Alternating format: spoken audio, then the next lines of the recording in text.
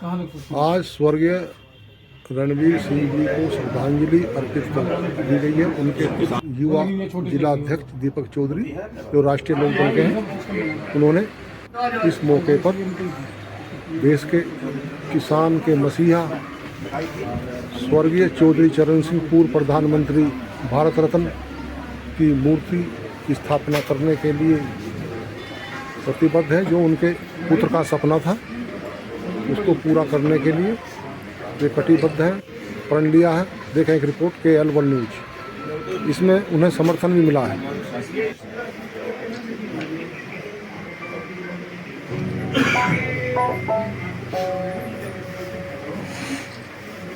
अभी एक एक करके ना इधर से आते रहो, इधर से आते रहो। इधर सभी को प्रणाम करता हूँ।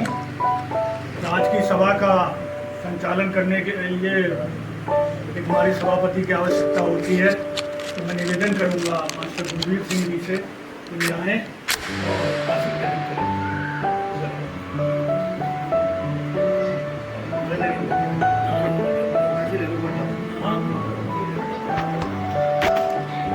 आज का जो यहाँ पर कार्यक्रम रखा गया, ये हमारे राष्ट्रीय लोकदल के महासचिव दीपक चौधरी जी के यहाँ आप लोग जो एकत्रित हुए हैं, इनके पिताजी की एक इच्छा थी कि हमारे चौधरी साहब की कहीं एक मूर्ति लगाई जाए, लेकिन वे किन्हीं कारणों से कामयाब हुए। तो हमारे महासचिव ने ये तय किया और हमारे ये जो पदाधिकारी बैठे हुए हैं, इन्होंने तय किया कि कहीं चौधरी चरण सिंह जी की मूर्ति की स्थापना हो और उनका अनावरण हो, जिससे कि हमारे पिताजी के सपने साकार हो। चौधरी चरण सिंह की नीतियों के बारे में आप सभी जानते ही हैं, तो मैं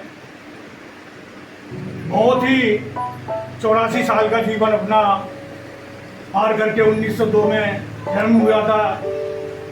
87 में चले गए थे।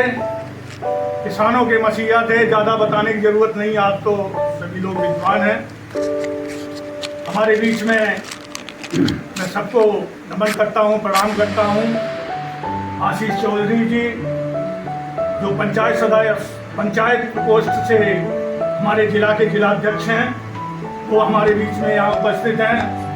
हमारे व्यापार मंडल के अध्यक्ष गोविंदपुरी के हमारे श्री जितेंद्र चौधरी जी यहाँ उपस्थित हैं।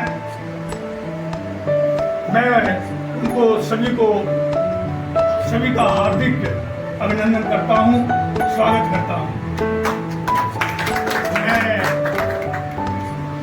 सभी से निवेदन करता हूं कि एक एक करके पुष्पमालाएं पुष्प अर्पित करें। हमारे स्वर्गीय दीपक हमारे रणवीर सिंह जी को, जो कि हमारे महासचिव के पिताजी हैं, तो सभी आएंगे। इसके बाद आगे की कार्रवाई शुरू होगी। हमारे निवेदन करूंगा सबसे पहले जिलाध्यक्ष जी से कि वे पुष्प, हाँ आइए, आप आइए, आए।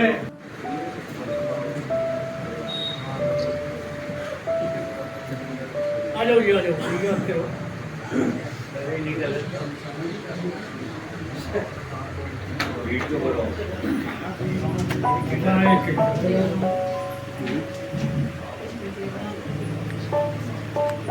इधर से घूमते इधर ही आते रहो, बैठते रहो।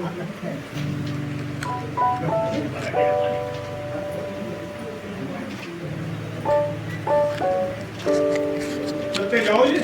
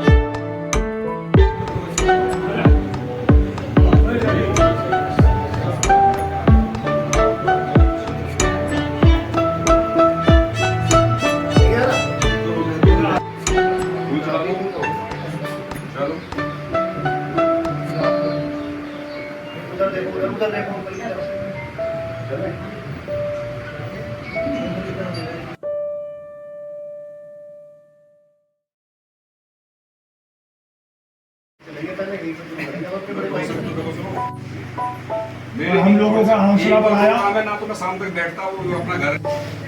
और हमारे भाई दीपक चौधरी जी की बात है, इन्होंने अभी कमान संभाली है और मैं तो समझता नहीं हूँ कि आपके कंधे से कंधा मिलाकर ये हमेशा चलेंगे और लोकदल की नीतियों को आगे बढ़ाते रहेंगे। तत्पश्चात मैं निवेदन करता हूँ, व्यापार मंडल के अध्यक्ष बैठे हैं, 2 शब्द, ज़्यादा बड़ी मीटिंग नहीं है, टाइम भी थोड़ा कम है, तो मैं निवेदन करूँगा अध्यक्ष जी से कि 2 शब्द रखेंगे। मेरे सभी बुजुर्ग सम्मानित, मैं तो आप लोगों से ये आज शहीदी दिवस है, बड़ा ही आज हमारे जो बड़े भाई हैं जयवीर सिंह रणवीर सिंह का आज पुण्यतिथि है, सभी लोग आए, मैं इसका बहुत बहुत धन्यवाद करता हूँ। और जो हमारे बड़े भाई को पद दिया गया है, मैं चाहता हूँ इसे आगे बढ़ाया जाए और जो विचार इनके पापा के दिमाग में थे, अगर उसकी इच्छा बेटा पूरा कर दे, इससे बड़ी बात मैं नहीं मानता हूँ। आजकल लोग क्या कहते हैं, बाप कुछ भी कहते हैं बेटा भूल जाता है, पर मैं चौधरी साहब को एक ही बात कहना चाहता हूँ, इन्होंने अपने पिता का दिया हुआ वचन निभाना चाहा है और हम सभी लोग इसमें सहयोग करेंगे, पार्टी को बढ़ चढ़ कर हिस्सा लेंगे, पार्टी को आगे बढ़ाएंगे, बस जयंत चौधरी के हाथ मजबूत करेंगे। तो मैं यही कहना चाहता हूँ भाइयों, जो हमारे चौधरी साहब ने, हमारे बड़े भाई ने जो लिया है प्रण, उसको हम सबको पूरा करना चाहिए और हम करेंगे। मेरी आप लोगों से यही गुजारिश है, आप जो दीपक भाई का कंधे से कंधे मिलाकर साथ चले और हम दीपक भाई तन मन धन से आपके साथ रहेंगे, आप पर आशीर्वाद बनाए रखेंगे। अभी हमें बच्चों को आगे बढ़ाना है भाई, हमारी 60 साल की उम्र हो गई है, अब युवा आगे आएंगे तो ही हमारी पार्टी भी मजबूत होगी और हम भी मजबूत होंगे। जय हिंद, जय कि सबका स्वागत करेंगे और आगे की जो नीति है उसके बारे में, लोकदल की नीतियों को कैसे आगे बढ़ाएंगे, अपने विचार को व्यक्त करेंगे। मैं सबसे पहले तो यहाँ उपस्थित सभी मेरे सीनियर बुजुर्ग और मेरे साथियों को मैं नमस्कार करूँगा कि सबने अपना कीमती समय दिया और अपने विचार रखे और हमारी जो एक प्रण हमारे फादर साहब ने लिया हुआ था कि हम आने वाले टाइम में कि भाई हम चौधरी चरण सिंह जी की मूर्ति की स्थापना करेंगे, तो वो किसी कारणवश वो पूरा नहीं हो पाया। अभी जैसे पार्टी ने हमें एक पद सम्मानित दिया है, तो हम सबसे पहले हमने यही सोचा कि सबसे पहले हम अपने बुजुर्गों की दी हुई एक शिक्षा थी, जो उन्होंने हमें ज्ञान दिया था, जो उन्होंने हमें पढ़ाया लिखाया और सिखाया था, कि सबसे पहले तो हम परिवार की वो चीज़ें पूरी करें जो हमारे बुजुर्गों ने अभी बची हुई है या उनकी प्रण लिए हुए थे। तो सबसे पहले उनका था कि भाई एक हम मूर्ति की स्थापना करें, तो उसी के लिए सब यहाँ मेरे साथी और बड़े और हमारे अध्यक्ष साहब सब उपस्थित हुए कि जिनके सुपरविजन में सब डिस्कशन हुआ कि आने वाले टाइम में हम किस तरीके से कैसे कर पाएंगे, वो हमने प्लानिंग की है, बैठ के साथ में मिलके सबके डिस्कशन और ओवरव्यू लिए हैं क्या क्या कैसे कैसे करना होगा। तो इस रास्ते पे हम चलेंगे और सबके साथ में मिलके चलेंगे और जैसे सबकी सहमति होगी उस सहमति के अकॉर्डिंग हम आगे काम करेंगे, जिससे कि हमारे बुजुर्गों का वो प्रण पूरा हो सके कि जो उन्होंने लिया था। तो सबसे पहले तो हमारे वो प्रण पूरा हो जाएगा, तो कम से कम ये चीज होगी कि हाँ, हमने पहला स्टेप पार कर लिया। उसके बाद में पार्टी ने हमें एक सम्मानित पद दिया है, और पार्टी के लिए आज राष्ट्रीय लोकदल के लिए जैसे हमारे चौधरी चरण सिंह जी की नीति थी, जो वो सभी के थे, ऐसा नहीं है वो किसी एक कास्ट के, किसी पार्टी के या किसी एक के नेता थे, वो पूरे सभी के, हमारे पूरा देश है, हर कास्ट, हर गरीब मजदूर किसान सबके नेता थे और हर किसी के दिल में बसते थे। तो उनके ही आगे उन्होंने फिर हमारे चौधरी अजीत सिंह जी ने निभाया साथ। आज हमारे बड़े भाई चौधरी जैन चौधरी साहब उस चीज को पूरे कर्मठ से और निभा रहे हैं।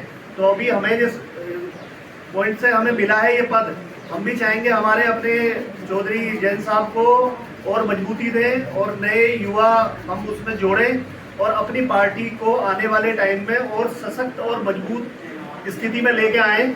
और जो विचारधारा हमारे चौधरी चरण सिंह साहब ने जो दी हुई थी, हमें डाली हुई थी, जो सिखाया हुआ था, उस विचारधारा को जन जन तक पहुंचाना है, पार्टी को मजबूत स्थिति में लाना है। और हमारे नवयुवक, अब मूर्ति की स्थापना का एक और मैं अपना एक व्यू देना चाहूँगा कि अगर हम अपने बुजुर्ग जो हमारे अब नहीं रहे, उस विचारधारा को लेके आएंगे, अभी आने वाली पीढ़ी अगर उसको देखेगी कि हाँ जी ये चौधरी चरण सिंह के बारे में जानेगी, तो डिस्प्ले करने का, स्थापित करने का एक मोटिव ये भी है कि आने वाले समय में कि लोग जानेंगे उनकी नीतियाँ क्या थी, तो वो मूर्ति स्थापित करने का बेस होगा। लोग उनके बारे में पहचान करें, चीज़ें करें, और उसी के थ्रू हमारे आने वाली नई पीढ़ी राष्ट्रीय लोकदल के बारे में भी अवेयर होगी और उनकी नीतियाँ क्या है, तो हम आगे और व्याख्यान कर पाएंगे और मजबूती से आगे बढ़ पाएंगे। बाकी आने वाले समय में जैसे जैसे हमें और ताकत मिलती रहेगी, सपोर्ट मिलती रहेगी, आप जैसे भाइयों के साथ में मिलके हम उसको आगे बढ़ाएंगे और पूरे जोश और उल्लास के साथ में मिली हुई हमारी अपनी पद और प्रतिष्ठा उसको मेंटेन करेंगे और आगे जाने वाले समय में इसको और आगे कायम करेंगे। जो आज विश्वास हमारे ऊपर राष्ट्रीय लोकदल ने दिया है, हमारे अध्यक्ष साहब ने दिया है, तो हम उसको कोशिश करेंगे, उसको भली भांति हम उसको निभाएं। जय हिंद, जय भारत, जय राष्ट्रीय लोकदल। अपने को बड़ा सौभाग्यशाली समझता हूँ कि आज प्रथम बार मुझे इस सभा का अध्यक्ष पद मिला। मेरा जीवन काल 40 वर्ष डिस्ट्रिक्ट एटा में इंटर कॉलेज में सर्विस करके वहाँ की राजनीति, मुलायम सिंह, मायावती, ये सब मेरे समकक्ष मेरी आंखों के सामने किस तरीके से भारतीय राजनीति में आए और राजनीति में आज करके इतनी पहचान बनाई। मेरे वो मंजर याद है कि मेरठ में जिस समय किसान एक इतना बड़ा संगठन था, पूरे हिंदुस्तान का संगठन था और एक इतना बड़ा एक प्लेटफॉर्म बना था कि उस समय भारत की राजनीति अगर उस समय कांग्रेस के जाल में न फंस करके हमारे बहन सिंह टिकैत